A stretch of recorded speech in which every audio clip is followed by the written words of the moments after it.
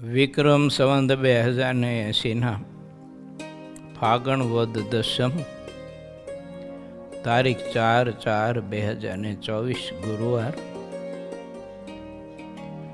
વાલા ભક્તો, આવતીકાલે એકાદશીનો દિવસ છે, માટે સૌ ભક્તો ભાવથી પ્રતિ માસમાં આવતી 2 એકાદશીઓ જેમાં આપણે ભક્તિભાવથી કરીએ છીએ, તેમ એકાદશીનું વ્રત ખૂબ જ ભક્તિભાવથી ભગવાનના ભક્તોએ કરવું.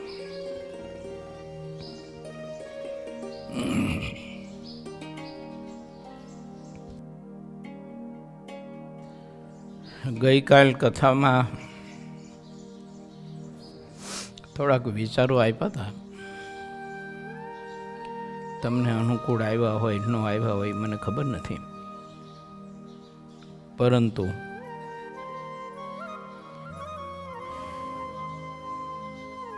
મને મારી રીતે મને જે કંઈ સમજાયું, દેખાયું અને મારા માટે સદવિચારો ખાસ કરીને મેં રજૂ કર્યા હતા.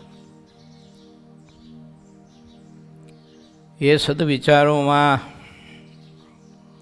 હજી ઘણું બધું બાકી છે, પરંતુ ગુણાતીતાનંદ સ્વામીની વાર્તા, પ્રકરણ 1, 110મી વાર્તા. આ બધું વધુ મને લાગવું પડશે, એટલે તમે કોઈ માથે ન લેતા મહેરબાની કરીને. પોતાને જાણે 2 માણસનું કામ કરે, તેથી પણ મોટાની આજ્ઞા કરીને બેસી રહે અથવા કહે તેટલું જ કરે એ શ્રેષ્ઠ છે. જેને મહારાજની મૂર્તિનું સુખ લેવું છે, મહારાજમાં પ્રેમ કરવો, પ્રભુને પામી જવું છે, એને પહેલી વાત પોતે પોતાની કક્ષા, પોતાનું લક્ષ્ય, પોતે નક્કી કરેલું જીવનમાં ધ્યેય એ પહેલાં રોજ યાદ રાખવું જોઈએ. મારું ધ્યેય શું છે? પછી એને બિન આવશ્યકતાઓ વાળી જે કંઈ વાતો હોય, પ્રસંગો હોય, એમાં કદી પણ એને રસ ન લેવાય. જો મહારાજની મૂર્તિનું સુખ લેવું હોય તો મધ્ય પ્રકરણના 49ના વચનાવતમાં થોડીક દ્રષ્ટિ કરજો અને એકદમ શુદ્ધ સત્વગુણમાં હોય ત્યારે દ્રષ્ટિ કરજો. રજોગુણ તમોગુણના વેગ હોય ત્યારે નહીં કરતા, નહીં તો નહીં સમજાય. શાસ્ત્ર અને સંત એ સત્વગુણમાં હોય તો જ સમજાય, અને તમે રજોગુણમાં હોય તો શાસ્ત્ર અને સંત એકેય ન સમજાય આપણને. કારણ કે એ ગુણના વેગ જ એવા છે, તો એમાં આપણને કોઈ આપણા કલ્યાણકારી કે હિતકારી કે સુખાકારીની વાત એ ગુણ આપણને સ્વીકારવા ન દે. ગુણ એ વાતને પાછી ઠેલી દે. આપણે કંઈક વસ્તુ હલકી હોય ને, એનો આમ ઘા કરો, સામે આમ પવન વાતો હોય, તો પછી એવી કોઈ હલકી વસ્તુ એને આમ ઘા કરો ને એટલો પવન છે ને એ પાછું ઠેલી દે. એમ રજોગુણ ને તમોગુણ જ્યારે વર્તતા હોય ને આપણને, ત્યારે એ ગુણના વેગ આપણા કલ્યાણકારી, આપણી વાત, મોક્ષકારી વાત, અને આપણામાં રહેલી ઘણી બધી જ અનેક પ્રકારની વિચારોની નબળાઈ, એને દૂર કરવા માટેના જે વિચારો મળતા હોય ને એને પાછા ઠેલી દે. એટલે ભગવાનના ભક્તને રજોગુણ તમોગુણમાં રહી અને ધ્યાન ભજન કરવાની જ મહારાજે ના પાડી છે. ત્યારે ખાલી સ્મરણ કરવું અને ઊંચે સ્વરે સ્મરણ કરવું. ધ્યાન તો મહારાજ કે ભગવાનની મૂર્તિનું રજોગુણ તમોગુણ વર્તતા હોય ત્યારે તો કરવું નહીં, કારણ કે ધ્યાન થાય નહીં, ઉલટાની મૂર્તિ કરડી દેખાય અને નુકસાન જાય ભયંકર. માટે વિચારવું મારી જવાબદારી નથી એ વાતમાં, એ વિષયમાં, એ કાર્યમાં હું રસ લઉં છું ને ચંચુપાત કરું છું, એટલે મને મારા ધ્યેયની ખબર નથી. મેં મારા જીવનમાં કોઈ ધ્યેય નક્કી જ નથી કર્યો. ધ્યેય વિહોણું, ધ્યેયહીન જીવન હું જીવું છું.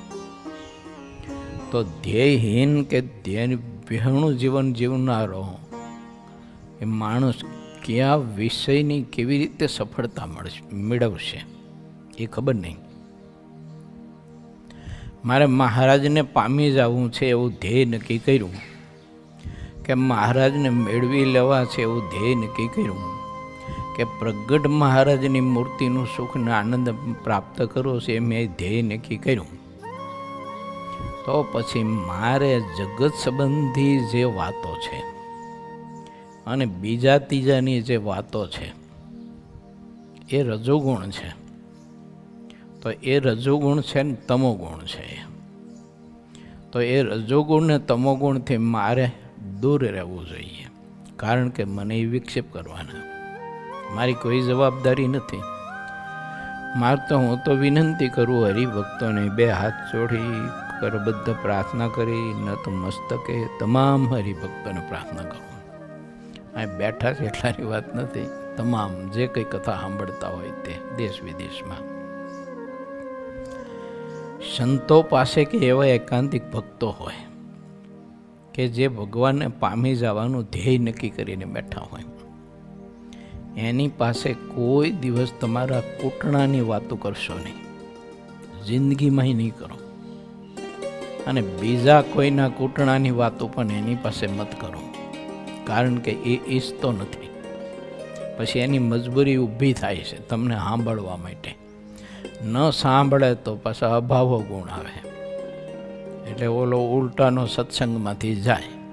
એટલે મોટા પુરુષની દ્રષ્ટિ બહુ વિશાળ હોય, એટલે પછી એ આપણે કૂટણાની વાતો કરતા એકાદા બીજાની ભોયની કૂટતા હોય એટલે સાંભળે ખરા. જો ન સાંભળી તો આપણું તો પરિણામની જેમ મોઢું તરત કરમાઈ જાય પાછું. એમ આપણી સમજણ કેટલી હોય. ઓલા જેવું છે પટેલની ગોળી પાતર સુધી આપણી સમજણ આટલી જ હોય છે, બહુ લાંબી હોતી નથી. માનીને બેઠા હોય છે કે મારી તો ઘણી બધી સમજણ છે, પણ કશું જ નથી હોતું એનામાં. તો પછી એવી વાતો મોટા પુરુષ પાસે કરી અને એના સત્વગુણમાં, અને એ સત્વગુણમાં રહી અને ભગવાનની મૂર્તિનો આનંદ લે છે. તો એના અખંડ સત્વગુણમાં આપણે રજોગુણ તમોગુણનું પોઈઝન નાખવું, એ મારી દૃષ્ટિએ મને એવું લાગે છે કે મોટામાં મોટો દ્રોહ છે અને મોટામાં મોટી મારીને તમારી મૂર્ખામી છે, 1 નંબરની.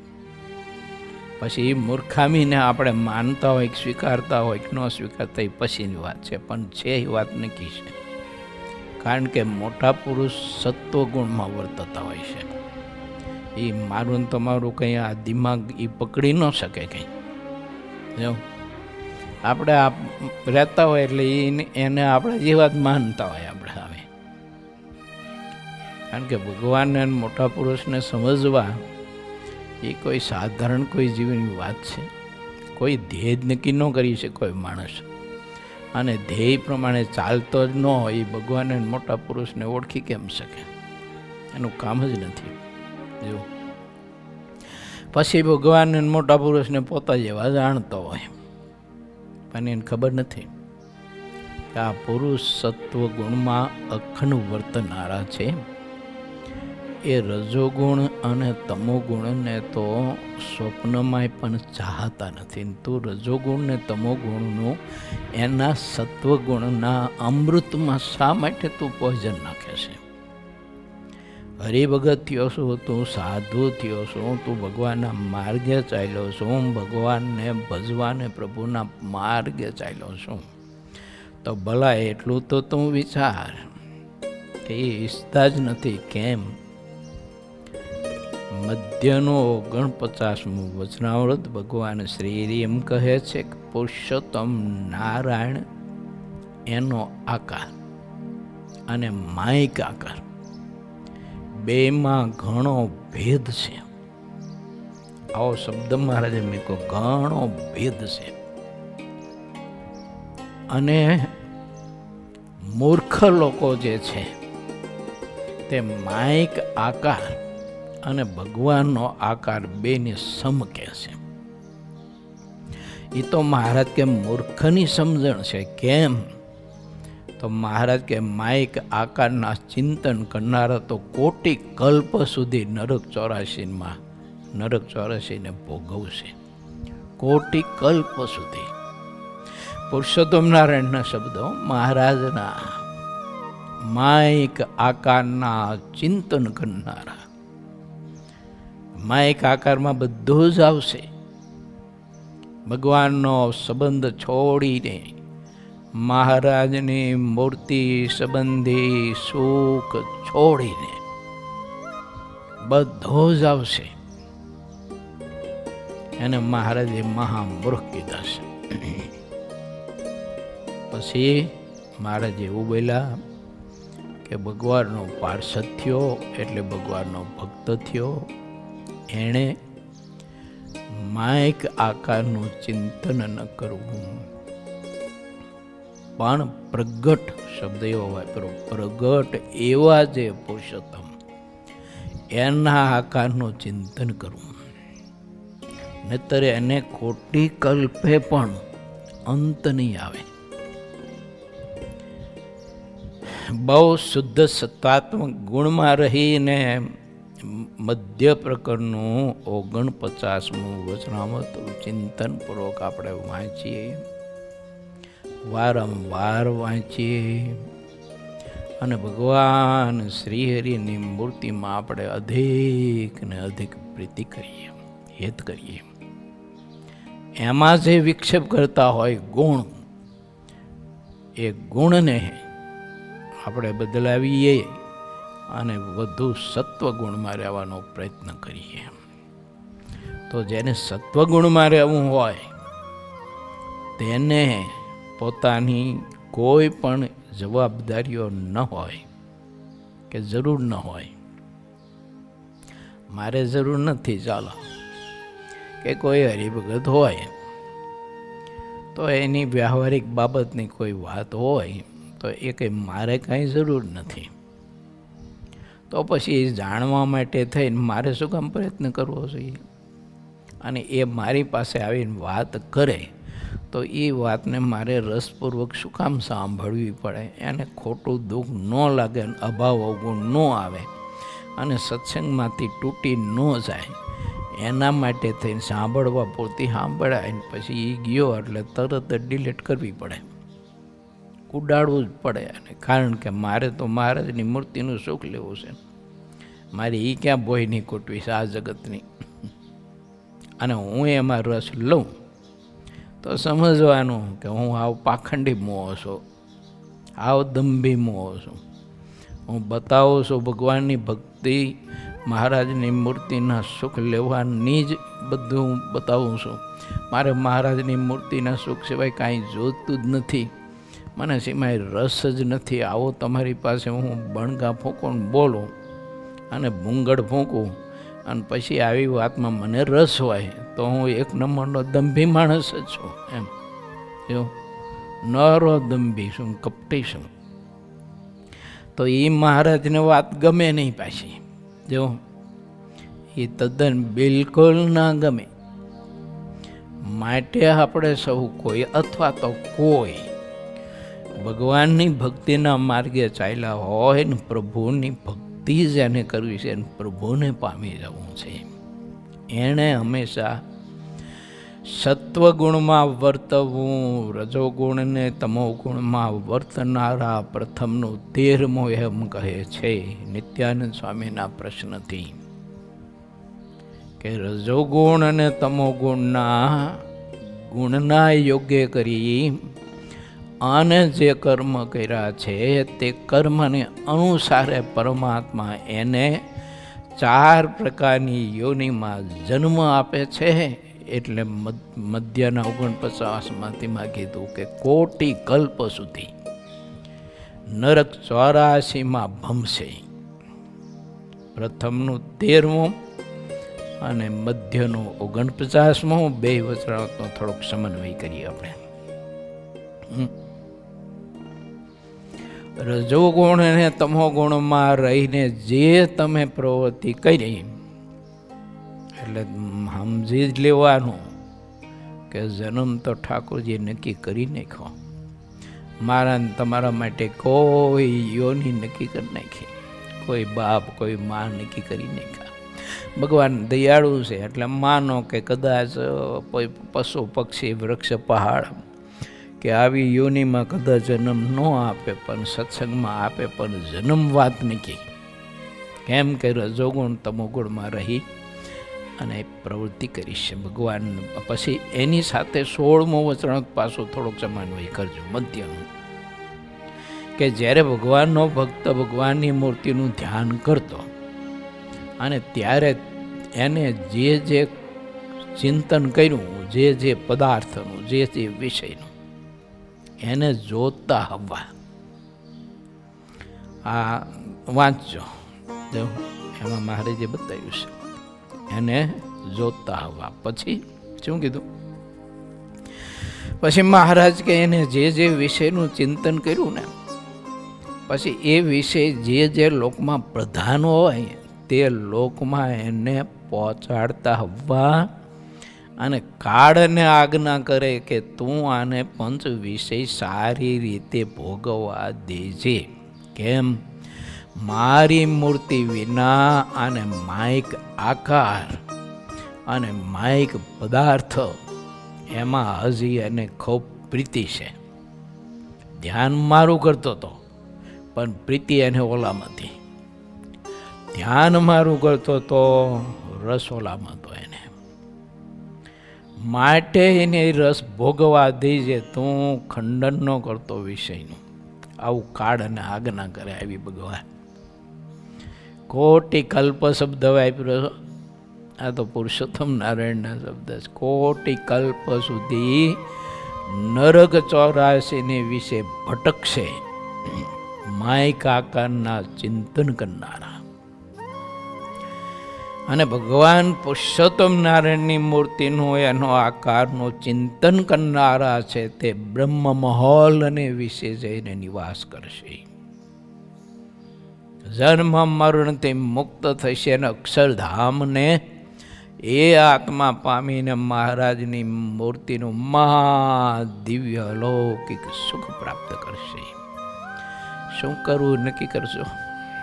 મારે તમારે બધાની વાત છે.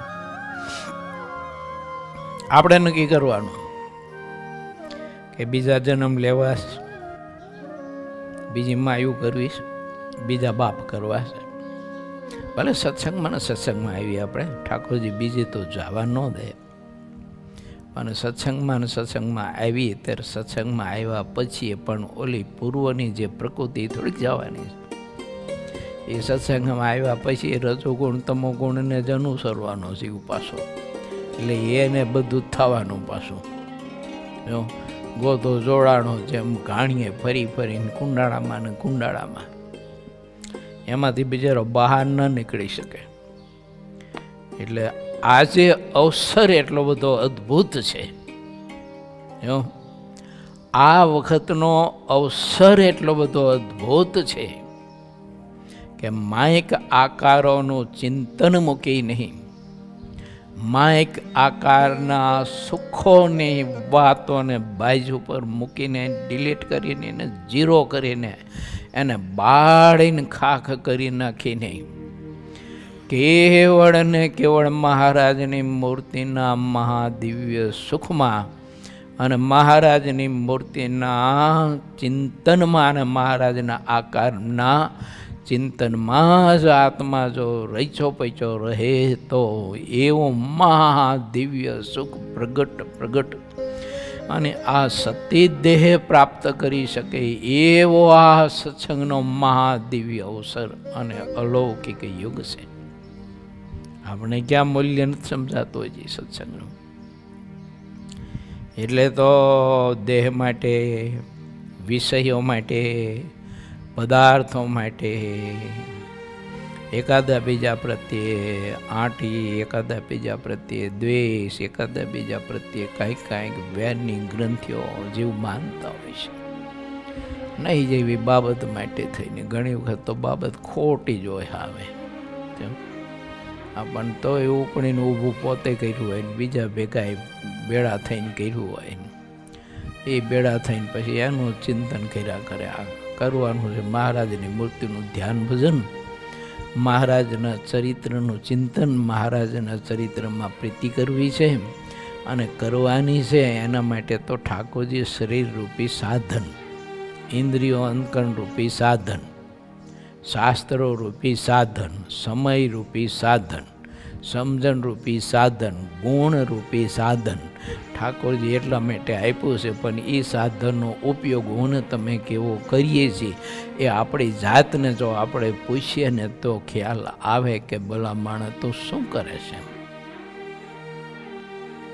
તને પરમાત્માએ આવો સર્વશ્રેષ્ઠ સાધન આપ્યું છે, તું ભગવાન પુરુષોત્તમ નારાયણને પામી જાય એના માટે થઈ અને તું એ સાધનનો ઉપયોગ આવો કરે ભલામણ બુદ્ધિનો, ચિત્ત અહંકારનો, ઇન્દ્રિયો અંતકરણનો, એના દેવતાઓનો, શરીરનો તું આવો ઉપયોગ કરે. સમયનો તારે જે સમયમાં ભગવાન શ્રી હરિની મૂર્તિનું ધ્યાન ભજન કરવાનું હતું ને ધ્યાન ભજનમાંથી તું થાય કે ને કંટાળ તો ભગવાનના ચરિત્રો તારે વાંચવા, શીખવા, ગોખવા ને એનું ચિંતન કરવું. એક ચરિત્ર સમય, બીજો ગાઢ સમય ને ત્રીજો મહારાજે 38ના વચનામૃતમાં બતાવ્યું છે પ્રથમના તેવું કે ભગવાનનું આવી રીતે પૂજન થયું, આવી રીતે મહારાજની સેવા થઈ, ભક્તોએ આવી રીતે થાળ કરીને મહારાજને જમાડ્યા. હમણાં આપણે જેતલપુરની ને અમદાવાદની બધી કથા સાગરના માધ્યમથી ચાલે છે. તો ભક્તો જોવો ને મહારાજને પોતાને ઘેર બોલાવીને થાળ કરાવે અને મહારાજ ભાવથી થાળ જમતા હોય ને એ જમેલો ઉચ્ચિષ્ટ પ્રસાદ મહારાજ તે પરિવારને થાળ ઉપાડીને આપતા હોય. યા તો થાળમાંથી કોઈ જલેબી કે મોહનથાળ કે મોતૈયો કે ચૂરમાનો લાડુ કે બૈયું કે ગોટું કે પછી રોટલી જે મહારાજને ભક્તો ઉપર બહુ પ્રેમ ઉપજે તો એમાંથી ઠાકોરજી પ્રસાદ એને આપે વગેરે વગેરે. મહારાજના આ બધા દિવ્ય મહા અલૌકિક ચરિત્રો બહુ છે, અપરંપાર, ખૂટે જેવા નથી. ગમે તેટલા કોટી કલ્પો સુધી માણસ જન્મ ધારણ કરી અને બ્રહ્મા જેટલી આયુષ ભોગવીને ચરિત્ર અખંડ અવિરત સાંભળે ને ચિંતન કરે ને તો એ ખૂટેવા જ નથી. આવા અપરંપાર ચરિત્ર છે. તો એ ભગવાનના ચરિત્રનું ચિંતન મૂકી અને મારી પાસે આવ્યો કોઈ રજોગુણી તમોગુણી માણસને એનું ધાર્યું ન થયું હોય અને મારી પાસે આવીને પછી જ્યારે એની કથની શરૂ કરી દે અને હું સાંભળવા બેસું તે અડધી કલાક હું ભોયની કૂટું એની સાથે, તો એના કરતાં ડબલ મૂર્ખ હું કે એ કોણ? હું મૂર્ખ. કારણ કે મારે તો શુદ્ધ સત્વગુણમાં રહી અને ભગવાનની મૂર્તિનું ચિંતન કરવાનું છે. તો આ ક્યાં ભોયની કૂટવાની હતી બીજાની? મારે રસ છે, મને સાંભળું છું, મજા આવે છે.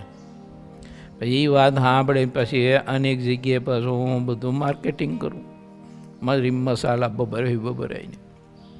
અલ્લાહ ભલા માણસ શું કરવાનું હતું, શું કરે છે, જરાક વિચાર તો ખરો. કોઈ લક્ષ્ય તો નક્કી કરે, ધ્યેય તો નક્કી કરે. બહુ ચિંતનપૂર્વક વાંચજો. હું તો બધાને ભલામણ કરું છું, દેશ વિદેશમાં રહેતા હોય બધા હરિભક્તોને. મધ્ય પ્રકરણનું 49મું, મધ્યનું 16મું, પ્રથમનું 8મું મહારાજ ના પાડે છે. મહારાજ કે શાસ્ત્રની મર્યાદાનું ઉલ્લંઘન કરી અને મારો આશ્રિત વિષય ભોગવે નહીં તો શાસ્ત્રની આ સંમતિ નથી કે જે મારે તમારે જરૂર નથી એ વાત આપણે સાંભળીએ અથવા એ કર્મ કરીએ. આપણે કે એ જોઈએ કે એ સાંભળીએ કે સ્પર્શ કરીએ કે ગંધ લઈએ, પંચ વિષય સંબંધી કોઈ પણ એ શાસ્ત્રની મર્યાદાનું ઉલ્લંઘન કરી અને વિષય ભોગવા નહીં એમ મહારાજના ના પાડે છે. અને હું ભોગવું છું તો મને હજી મહારાજની મૂર્તિનો રસ લેવામાં કે મહારાજની મૂર્તિનું સુખ કે આનંદ લેવામાં મને અંદરથી કોઈ ભૂખ નથી. બતાવું છું ખરો, જો હું બતાવું છું તમારા બધા પાસે કે મારે મહારાજની મૂર્તિનું સુખ જોઈએ છે, મહારાજમાં મારે પ્રેમ કરવો છે, મારે મહારાજ સિવાય કશામાં કોઈનામાં હેત પ્રીતિ નથી કરવી. આવું તમારી પાસે હું બતાવું છું. એ મારું સીધું ચોખ્ખું અને સત્ય સનાતન પાખંડ છે. જો પાખંડ તો ખરું, દમ તો ખરો, પણ સત્ય સનાતન પાખંડ દમ છે મારો. તો એ મારે પોતે વિચારવું જોઈએ કે ભલા ભગવાને તને આવો યોગ આપ્યો છે, મૂરખ જરાક વિચાર. ત્યાગ વૈરાગના ગુણ આપ્યા છે ઠાકોરજી. કાલે એક છોકરો નાનો બેઠો તો ત્યાં, નામ નથી આવડતું મને, લગભગ દેરડીનો છે.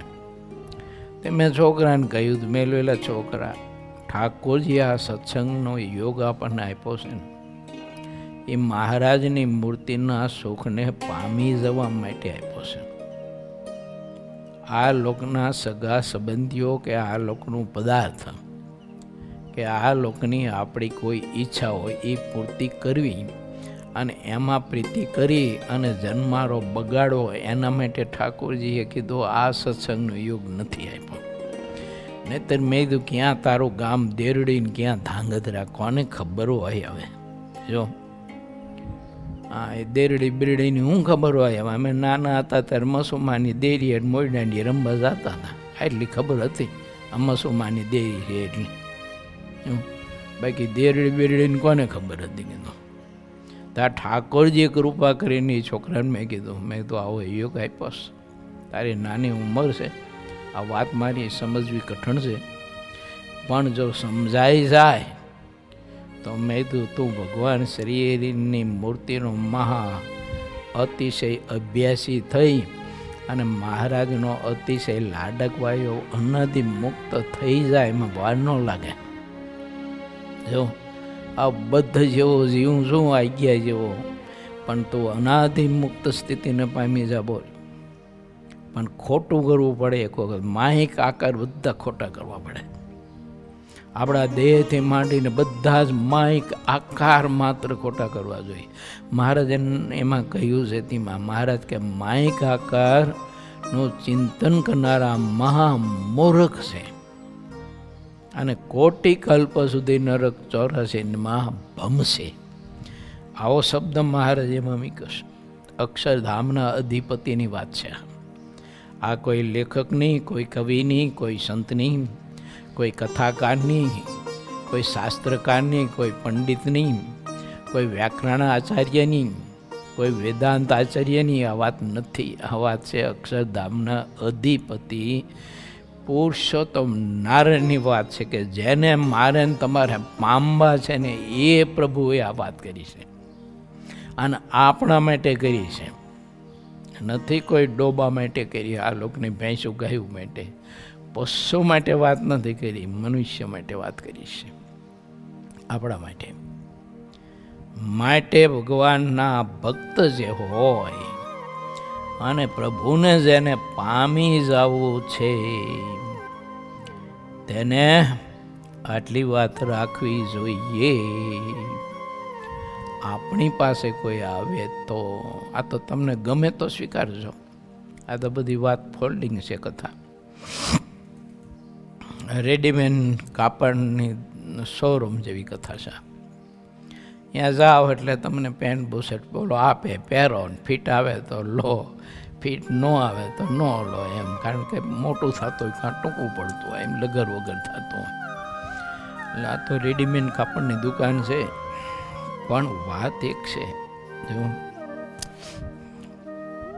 કે ભગવાનના ભક્તે એટલું તો થોડુંક વિચારવું જોઈએ. માટે હું એવી વિનંતી કરું બધાને કે બિનજરૂરી વાતોમાં રસ ન લો અને બિનજરૂરી વાતો સાંભળવામાં સમય ન બગાડવો. હાથ જોડો, વિનંતી કરો, ભગત તમારી ભાવના સાચી, તમારો ભાવ સાચો, પણ આ વાત મારી પાસે ન કરો તો સારું. કેમ? મારે મહારાજની મૂર્તિના સુખમાં મને વિક્ષેપ થાય છે. કારણ કે હું હજુ એટલી સ્થિતિએ નથી પહોંચ્યો કે આવી વાતો સાંભળીને મારું મન સ્થિર રાખી શકું. હું હાલક ડોલક થઈ જાય. આવ સાચું કહેજો.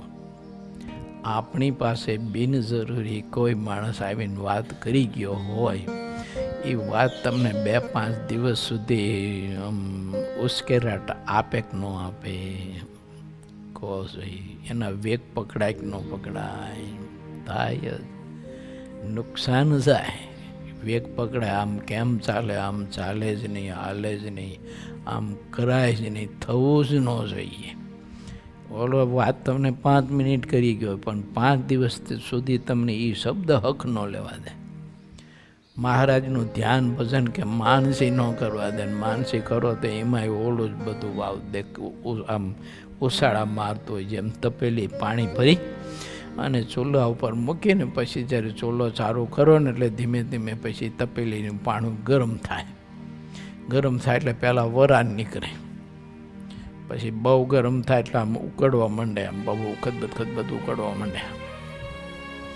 પછી જેમ જેમ તમે છે ને એ ચૂલો બંધ કરો, તાપ ધીમો કરતા જાવ તો પછી ઉસળતું આમને ઓછું થાય. હાવ બંધ કરી દો અને જ્યાં સુધી તપેલીનું તળિયું જ્યાં સુધી ગરમ હોય ને ત્યાં સુધી આમ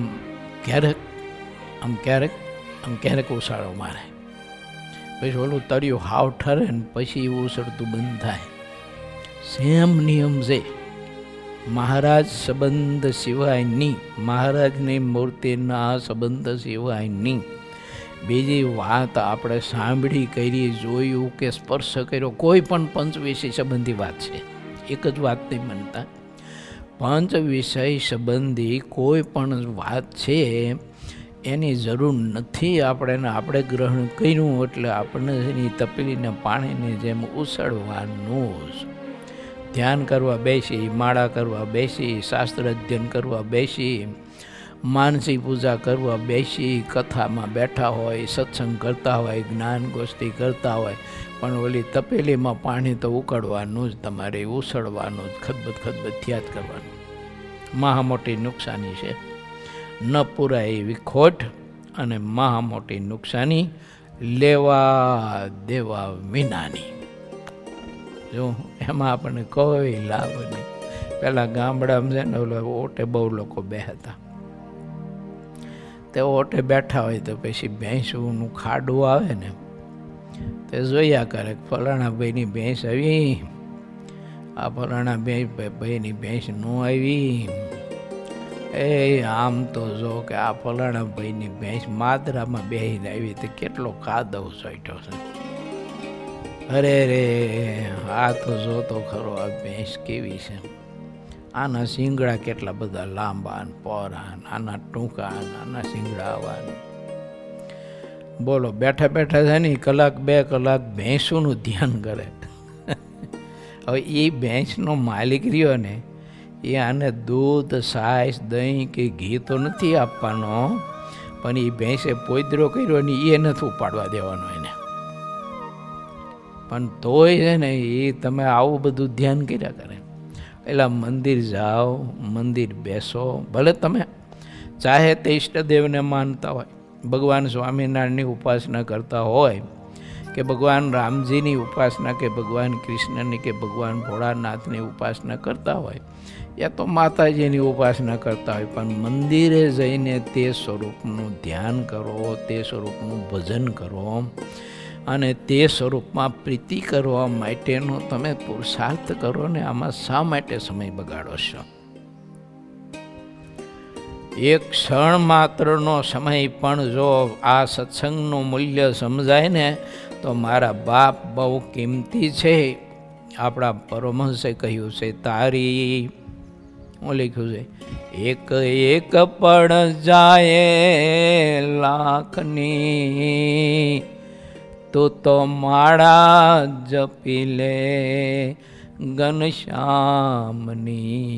તારી. એક એક એ પડ જાય લાખની, તું તો માળા જપી લે ઘનશ્યામની. કિંમતી છે મારા બાપ સમય.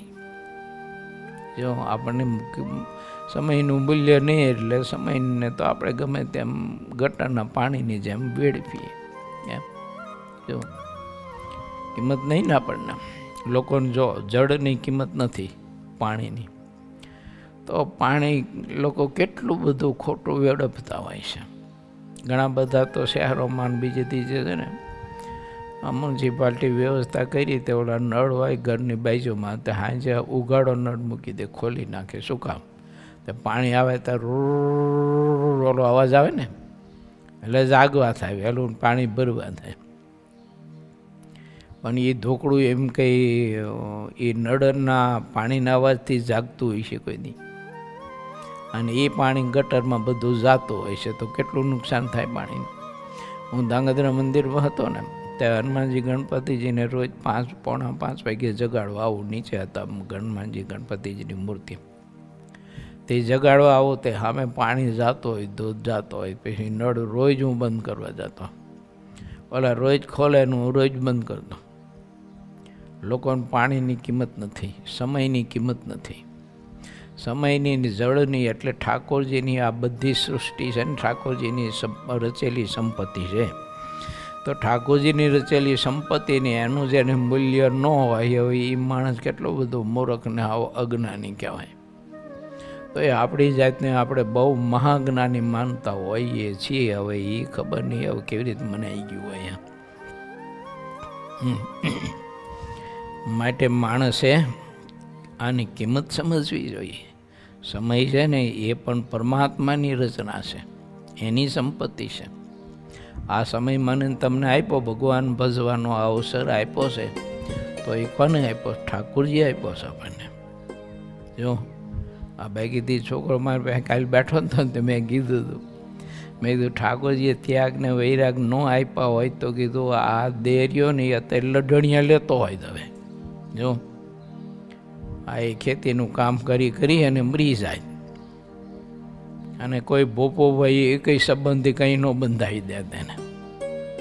અને આ તો ઠાકોરજીએ ત્યાગને વૈરાગના ગુણ આપ્યા તે વળી એમાંથી ધોકડા બધા ઉખડ્યા અને પ્રભુના ચરણમાં બેઠા છે એમ. અને પ્રભુના ચરણમાં બેઠા પછી એ ભોયની કૂટવી હોય તો પાછું એને ત્યું ગોદો જોડાણો ગાણીએ દે કુંડાળામાં ને કુંડાળામાં. કેવો કિંમતી સમય છે ને, અવસર છે. યોગ કેટલો કિંમતી છે, આપણને એનું મૂલ્ય સમજાવવું જોઈએ કે મારા ઠાકોરજી મને આવો ભગવાન ભજવાનો અને પ્રભુ પામી જવાનો અવસર હરી કેવી દયા કરી. હું તો હાવ અબોધ માણસ છું, હાવે નીચને હરામી, તોય મને એના ગુણ આપ્યા. એને ત્યાગનો ગુણ આપ્યો, વૈરાગ્યનો આપ્યો, આત્મનિષ્ઠાનો આપ્યો, સમજણનો આપ્યો, આ સત્સંગની વાત કંઈક ગ્રહણ કરવા માટેનો ગુણ આપ્યો. એમ ઠાકોરજી દયા કરી કે આ જીવને કંઈક એટલા ગુણ આપું તો યુગોને કલ્પોથી આ જીવને આ જીવડું એમને ભમતું આવ્યું છે અને ગધા મજૂરી કરતું આવ્યું છે અને દુઃખી થતું આવ્યું છે, તો હલો એને આ દુઃખના પિંજરામાંથી બહાર કાઢીએ. તે ઠાકોરજી પિંજરામાંથી બહાર કાઢવા માટે થઈ અને પ્રભુએ આપણને ગુણ આપ્યા આ જીવને. એટલે એને વૈરાગ થયો એટલે એમ થયું કે આ સગા સંબંધીના આ તેના આ લોકના કોટણા બધું ખોટું છે, દેન બેન બધું, માટે હાલો મૂકો આ બધું પડ્યું અને ભગવાન ભજો. ત્યારે પછી બધું મૂકીને ભગવાન ભજવા માટે થઈને પછી જીવ નીકળી ગયો. તે ઠાકોરજી કૃપા કરી ત્યારે એ ગુણ આપ્યો તો ગુણનું મૂલ્ય સમજવું પડે. આવો સમય અવસર આપ્યો છે તેનું મૂલ્ય સમજવું પડે. આપણા કવિઓએ આપણને તેમાં બતાવ્યું. એક પડતારી, જો કલાક નહીં, મિનિટ નહીં, તારી સેકન્ડ લાખો રૂપિયાની કિંમતની છે, એવું લખ્યું કવિઓએ. બોલો, તારી એક પડ જાય લાખની, તું તો એ માળા જપી લે ઘનશ્યામની. એક સેકન્ડ તારી લાખો કરતાં વધુ કિંમતી છે. અને એવો કિંમતી સમય તું સલક્ષાણા કરી, ગપ્પા મારી, જગત સંબંધી ગ્રામ્ય વાર્તાઓ સાંભળી કરી, અને આવો કિંમતી સમય ભલા માણસ તું ગુમાવે છે. બીજાને તો ઠીક છે, પણ જેને ગુણ તને આપ્યા ને એને દુઃખ થતું હોય છે. કોને? આપણે તો થાય એવું છે નહીં, કઠણ પથ્થર જેવા હૃદય છે આપણા. એટલે પણ જેણે ગુણ આપણને આપ્યો છે ને એને દુઃખ થતું હોય છે. કરે રે મેં દયા કરીને આને આવા ગુણ આપ્યા, આવો સત્સંગ આપ્યો, આવું સાહિત્ય આપ્યું, મોક્ષ સિદ્ધ કરી લે એવા બધા જ યોગ આપ્યા. અને આ જીવડવાળું ન કરવાના બધા નખરા કરે છે. જો ન કરવાના બધા નખરા કરે છે. અરે રે મારે આને ઘણું મારી મૂર્તિનું સુખ આપવું છે, જન્મ મરણથી મુક્ત કરવો છે, પણ હવે હું શું કરું એમ. આ મારું માનતો નથી, મારા સાધુનું માનતો નથી, મારા હરિભક્તોનું યારો માનતો નથી, આ શાસ્ત્રનું માનતો નથી. મારે શું કરવું એમ. મારે તો આને મારી મૂર્તિનું સુખ આપવું છે, જન્મ મરણથી મુક્ત કરવો છે. એટલે શ્રી હરિએ વચનામૃતમાં લખ્યું છે, મહારાજ કે અમે અને સંત એનું ઘણું રૂડું કરવા ધારીએ તો પણ ન થાય. કેમ થાય? આવી બધી વાતો છે. ચાલો હવે સાગર કથામાં આપણે પ્રવેશ કરીએ. સિદ્ધાનંદ સ્વામીની કલમ મને ને તમને જગતથી જુદા કરવા માટેનો આદેશ આપે છે. તમે જગતથી જુદા થાવ, દેહથી જુદા થાવ, દેહીઓથી જુદા થાવ, નિષ્કુળ બનાવો,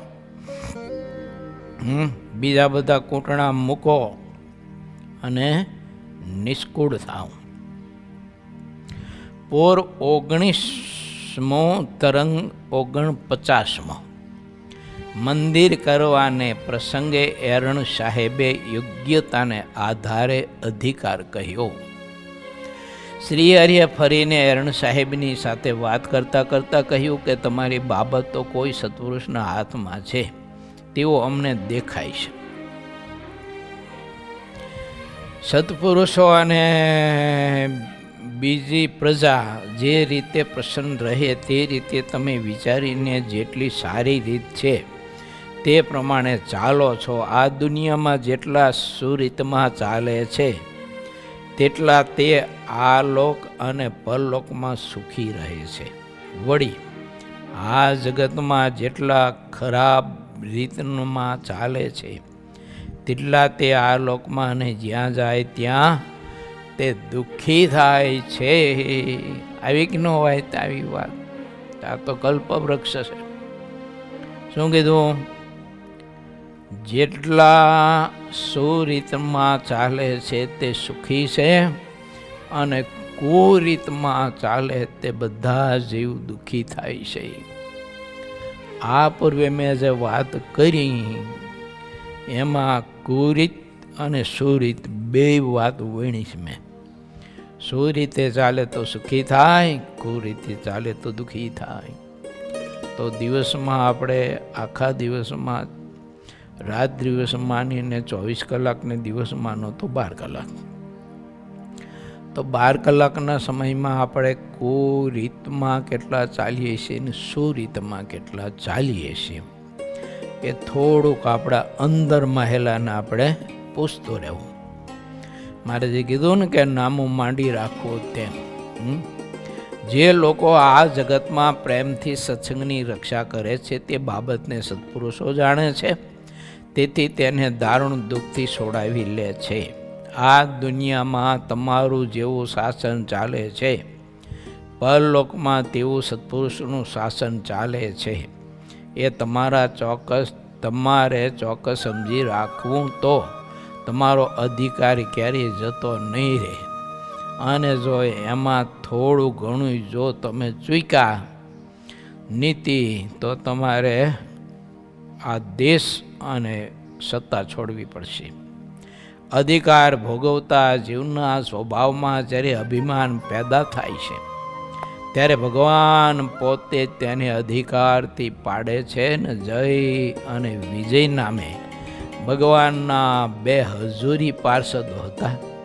તે બંનેના મનમાં જ્યારે અભિમાન આવ્યું ત્યારે ભગવાને શનકાદિક દ્વારા તેમને શાપ પાવ્યો, અને જે વૈકુંઠમાંથી ક્યારે પતન થાય નહીં તે પદવીથી તે બંને તત્કાળ આ લોકમાં પડ્યા. શ્રીદામાં ને પણ એવું થયું. જો પોતામાં ગુણ લીધો અને રાધિકાજીનો દોષ પડ્યો તો પછી પડી ગયા. ભગવાનની ઈચ્છાથી શું ન થાય, પણ કોઈ નિમિત્ત વિના ભગવાનની ઈચ્છા થતી નથી. ત્યારે હેરણ સાહેબ બોલ્યા કે હર કોઈ માણસ જ્યાં સુધી ન્યાયના માર્ગે ચાલે છે ત્યાં સુધી એ ન્યાયની રક્ષા કરતો રહે છે. પણ ચાહે તેવો તે વિદ્વાન માણસ હોય છતાં જ્યારે તેને કામ, ક્રોધ અને લોભનો વેગ આવે છે ત્યારે તેને કોઈ જાતનું ભાન રહેતું નથી. આવ્યું કે ન આવ્યું? રજોગુણ તમોગુણમાં આપણને કોઈ પ્રકારનું ભાન રહે નહીં. જો આ પછી સત્વગુણ તો હોય નહીં, રજોગુણ તમોગુણ હોય એટલે એમાં બોલવાનું, સાંભળવાનું, ખાવાનું, પીવાનું, ઓઢવાનું, હરવાનું, ફરવાનું, વિચારવાનું, કોઈ પણ પ્રકારનું કંઈ ભાન જ ન રહે માણસને. એને કહેવાય મોહ. મધ્યનું પહેલું મોહ વ્યાપે ને એટલે બુદ્ધિ વિભ્રાંત થાય, એવું લખ્યું પ્રથમ ઓલા મધ્યના પહેલામાં. વળી તેવા વેગમાં પણ જે ન્યાયનું જ્ઞાન રાખે છે તેને અમે સત્પુરુષ તરીકે પ્રમાણિત કરીએ છીએ. મનુષ્યને સ્ત્રી અને ધનમાં જેટલું બંધન થયું હોય છે તેટલો તે સંસારમાં ડૂબ્યો રહે છે. આપ સ્ત્રી અને ધનનો ક્યારેય સંગ્રહ કરતા નથી, માટે મને તો એવું દેખાય છે કે આપ ખરેખર સાચા ત્યાગી છો. સ્ત્રી અને ધનનો અપાર યોગ થતો હોવા છતાં પણ આપ તેના બંધનમાં આવતા નથી. તેથી આપના સમાન બીજો કોઈ સમર્થ કહેવાય નહીં. આપના સામર્થ્યને દેખીને તો અમારા મનમાં ઘણું આશ્ચર્ય થાય છે. કેટલાક ત્યાગીઓ ઉપરથી ત્યાગ રાખે છે, પણ તેનો ત્યાગ શિષ્યોની નારી અને ધનને હરવા માટેનો હોય છે. પછી શ્રી હરિએ હેરણ સાહેબને આગળ વાત કહી, આ અમદાવાદમાં મોટું મંદિર કરવાનો અમારો વિચાર છે, પણ બીજા બધા જે કંઈ લોકો રજોગુણી તમોગુણી હોય તે મંદિર કરવા દેશે નહીં એવું લાગે છે કે એ લોકો વિરોધ બહુ કરે છે અમારો. આ વાત તમારી આગળ અમે સ્પષ્ટ જાહેર કરી દીધી છે. અમારા શિષ્ય હરિભક્તોને મંદિર કરવાની ભાવના છે, પણ અમારી પાસે અત્યારે ધન નથી અને જમીન નથી. ધન વિના મંદિર થાય નહીં તેવો વિચાર તેઓ સૌ કરે છે. ત્યારે હેરણ સાહેબે કહ્યું, આપે પોતાના શિષ્યનો ભાવ પૂરો કરવો જોઈએ. આપના ઉપર અમારે તો એટલો ભાવ છે કે જેટલી જોઈએ તેટલી અમે આપને જમીન આપીએ, તેમાં કોઈ આપનું નામ લે નહીં, એવી અમે આપની સંભાળ રાખશું. આ વાત કહેવા માટે જ મેં આપને પ્રેમથી અહીં બોલાવ્યા છે. મંદિર કરાવવામાં કેટલી બાબત રહી હોય છે તેને સાહેબ લોકો જાણતા હોય છે. જેટલા મતમાં લોકો રજોગુણ તમોગુણને વરેલા હોય છે તેને સાહેબ લોકો પણ સારી રીતે જાણે છે. જ્યારે આપનું મંદિર થશે ત્યારે તે બધા જ લોકોનો જે કંઈ મત પાખંડ છે તેની મેરે ખોલવું પડશે. આપે દેશે દેશમાં મંદિર કરાવવા અને તેમાં કોઈથી તમારે ડરવું નહીં. જ્યાં અમારા સાણા સાહેબો હશે તે આપની બધી જ સંભાળ રાખશે. જેટલી નિંદિત બાબતો હોય છે તે બધી આપનું નિર્દોષ મંદિર થઈ જવાથી બધા લોકોની નજરમાં આવી જશે અને તે પછી તો આપનું મંદિર લેખે ગણાય છે. જે મતમાં નિંદિત બાબત ઉપર નિયમન ન હોય અથવા નથી હોતું તેવા મતો ચાહે તેવા હોય તો પણ અમે તેને તુચ્છ દેખીએ છીએ. જેમાં સદાચારના કોઈ નિયમ ન હોય એવા જેટલા મત છે તે બધા જેટલી નિંદિત બાબતો હોય છે તેને કરતા રહે છે. આ ભારત દેશમાં ઘણા બધા જ એવા લોકો હોય છે કે તે વેદોને પુરાણોને સાચી સુરીતને માનતા હોતા નથી. એવા ઘણા હોય છે. તે શાસ્ત્રોમાં જેટલી વિધિ અને નિષેધની વાત લખી છે તેને લોકો ખોટી કરતા હોય છે અને એ પ્રમાણે તે લોકો ચાલતા હોતા નથી. અને જો ચાલે તો નિર્દોષ થઈ જાય. અમે તો બધાનું હિત કરવા માટે જેને માનતા હોય તે સર્વેનું હિત કરવા માટે આ મંદિરો કરવા માટે અમે વિચારીએ છીએ. સર્વ જીવનું હિત થાય અને સર્વ જીવ મોક્ષને પામે. ચાહે તે જીવ હોય, પછી પશુ પક્ષી મનુષ્ય, આ તે બધા.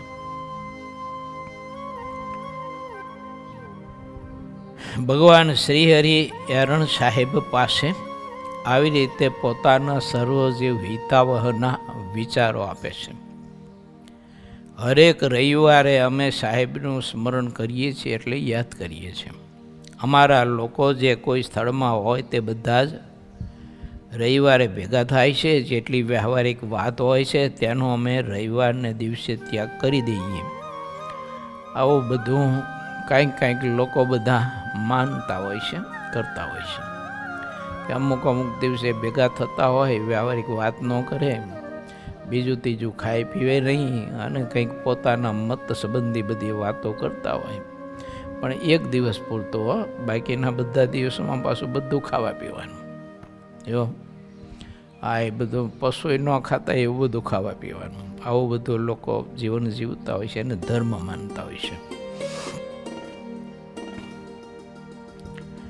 જેટલી વાત કરવાની હોય છે અને જેટલી કરવાની નથી હોતી તે બધું શાસ્ત્રમાં લખેલું હોય છે. માટે તે વાંચવું, વિચારવું અને જેટલી વાત પોતાને કરવા જેવી હોય એટલી કરવી, સાંભળવા જેવી હોય એને સાંભળવી અને જે વાત સાંભળવા યોગ્ય ન હોય ને કરવા યોગ્ય ન હોય ને એમાં પોતાને કે સામેની વ્યક્તિને કોઈ લાભ ન હોય તો તે વાત કરવી નહીં, સાંભળવી નહીં. આ વાત શિક્ષાપત્રીમાં પણ મહારાજે લખ્યું છે. ચાર ચક્ષુ થાવું નહીં. ચાર ચક્ષુનો મિનિંગ શું ખબર છે કરો તમને? મારે જે ના પાડી ચાર ચક્ષુ ન થવું. ચાર ચક્ષુ એને કહેવાય કે કોઈની પાસે જઈ અને વાત પહેલાં મેળવે, એમાં એને રસ બહુ હોય. કોઈની પાસે જઈ અને વાત મેળવે અને એ વાત બીજા 2-5 માણસોને જઈને કહેવે તો જ એને બિચારાને ખાધેલું પચતું હોય. આવી વૃત્તિ હોય છે, આને ચાર ચક્ષુ કહેવાય. જો આની વાત જાણવાની, એની વાત અહીં જઈને કરવાની ન હોય તો ગમે તેમ કરીને આપણા પેટમાં ગરીને પણ વાત જાણ્યા વિના રહે નહીં તમારે. મહારાજ એવું કહે છે કે ભગવાનના ભક્તોએ હંમેશા શાસ્ત્ર નિંદિત વાતો અને શાસ્ત્રોએ જે નિષેધ કર્યો છે તે વાતો એને સાંભળવી, કરવી નહીં અને પરમાત્માની ભક્તિ કરવી. બહુ અદ્ભુત વિચાર છે. ઇતિ શ્રી સહજાનંદ સ્વામી શિષ્ય સિદ્ધાનંદ મુનિ વિરચિત શ્રી હરિચરિત્રામૃત સાગરના 19 પૂરમાં મંદિર કરવાને પ્રસંગે એરણ સાહેબે યોગ્યતાને આધારે અધિકાર કહ્યો એ નામે 49મો તરંગ સમાપ્ત થયો.